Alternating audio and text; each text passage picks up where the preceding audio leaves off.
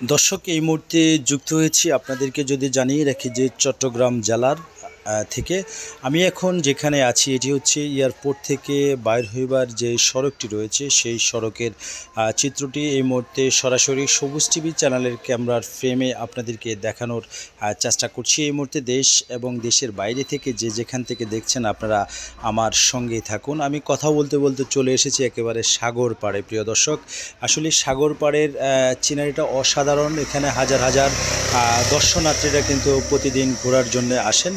প্রিয় দর্শক, এই সাগর পাড়ে এবং সামনে যদি একটু আপনাদেরকে জানিয়ে রাখি, দাঁড়িয়ে রয়েছেন আইন শৃঙ্খলা বাহিনীর সদস্যরা। প্রিয় দর্শক, আর সামনে আরেকটি বিষয় যদি আপনাদেরকে নিশ্চিত করি যে দেখতে পাচ্ছেন এখানে ফ্লাইওভারের খুব দ্রুত বেগে কিন্তু কাজ চলমান রয়েছে। এই ফ্লাইওভারটা উদ্দেশ্য হচ্ছে এয়ারপোর্ট থেকে যেই যাত্রীগুলো প্রবাস থেকে এসে এয়ারপোর্ট নামবে সেই সম্মানিত প্রবাসী যাত্রী ভাই বোনদের জন্য এই ফ্লাইওভারটি কিন্তু নির্মাণ করা হচ্ছে, যেন এয়ারপোর্ট থেকে একেবারে ফ্লাইওভার যোগে সরাসরি যেতে পারে এবং তারা যেন কোনো যানজটের ভিতরে না পড়ে। প্রিয় দর্শক, আসলে সরকারের এই উদ্যোগটা আমার কাছে অসাধারণ লাগছে। আপনাদের কাছে কেমন লাগছে অবশ্যই আপনারা কমেন্টে জানাবেন আপনাদের মতামত। আর আরেকটা বিষয় আপনাদেরকে জানানোর চেষ্টা করছি, পাশে যে সাগরটি দেখছেন এই সাগরে বাংলাদেশের বাইরের কান্ট্রি থেকে যে বড় বড় জাহাজগুলো আসে আসলে কন্টেনার নিয়ে, সেই জাহাজগুলো এখানে ল্যান্ড করেছেন আর এখান থেকে জেডির ভিতরে প্রবেশ করবেন আর সেখানে আনলোড হবে।